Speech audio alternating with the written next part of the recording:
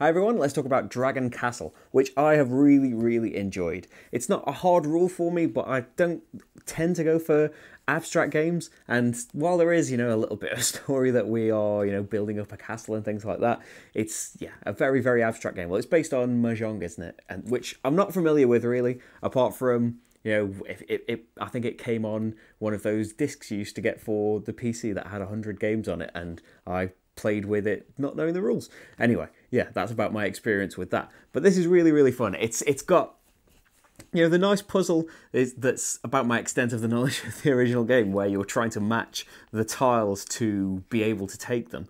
But, you've got options beyond that. You're not just looking for the pairs. You can just take one to get the shrines, which you desperately want for extra points. Or, if you just really don't want anything, then you can just discard it, because it might really get in the way on your realm board if you want to place something down. Or maybe you just want the point, especially towards the end of the game, as you saw with the endings of that one, which I won't spoil. But, yeah, it can be, just a really good way of, maybe you don't want to end the game just yet, but you want to grab a point out of the bargain anyway, while still keeping your options open to carry on the game. So you've got those options for a start, and you're limited by, you need to take something from the top floor, which can really limit you towards the beginning. Depending on how the tiles have randomly come out, you might really have no matches. Although the spirit powers can help with that as well. Yeah, you've got the puzzle of how you take the tiles, which is the point I was trying to make for ages.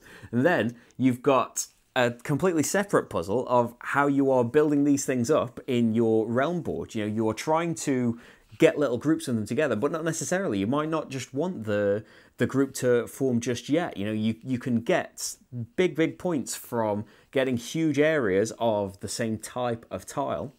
But in doing so, you're probably not going to get to the bigger heights, which are going to make your shrines worth a lot more at the end of the game. And, based on the colours that you take, there are much more of the basic colours, but making groups of them, you're only going to get to put one shrine down at a time, which is nice, but it's, if you can grab those, the blues or the blacks or even the dragon tiles, you're going to get to put more and more shrines down, which, depending on the dragon card, the extra scoring thing, can get you big bonus points. It did in this game. And there is, it's really nice having, a special bonus power that's going to be different every time, and a special scoring power. The combination of them can, really conjure up some nice combinations.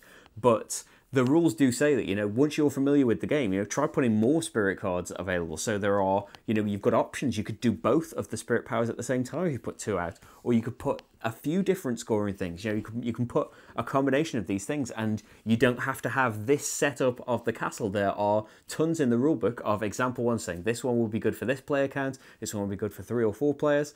And as well, make your own.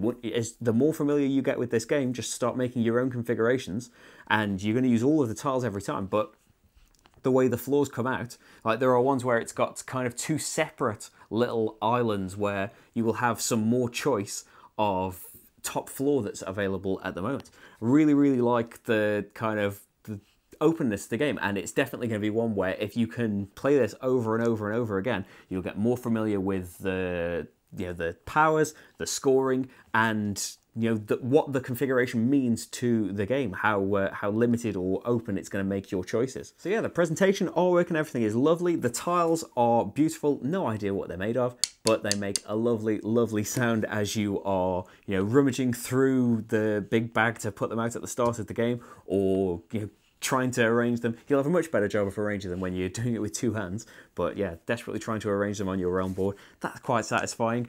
And yeah, it's just a really nice game. It can be, it's not really a downside for us because we just don't play like that at all. But as if you saw the end of the playthrough, it can be really cutthroat as well. You can be doing things to completely deny your opponents, and seeing that they desperately need, it's the end of the game.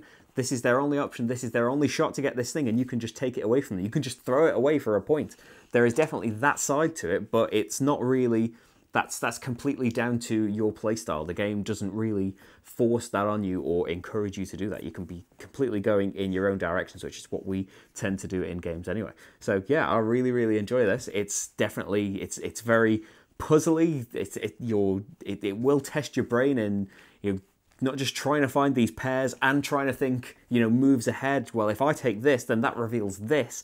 You know, I really want this one tile, but it's going to reveal a perfect pair that's going to complete something for my opponents as well. There's really a lot to think about. That's before even, you know, thinking, how am I going to place it? Do I want to try and make big groups? Do I want to try and finish off a load of small groups really quickly so I can start building up and up so the shrines are going to be worth more?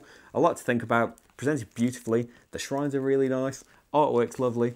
I really enjoyed it, but as always, you can watch the playthrough and see for yourself if it will be one for you. That's Dragon Castle. Thanks for watching, everyone. I'll see you for the next game. Bye.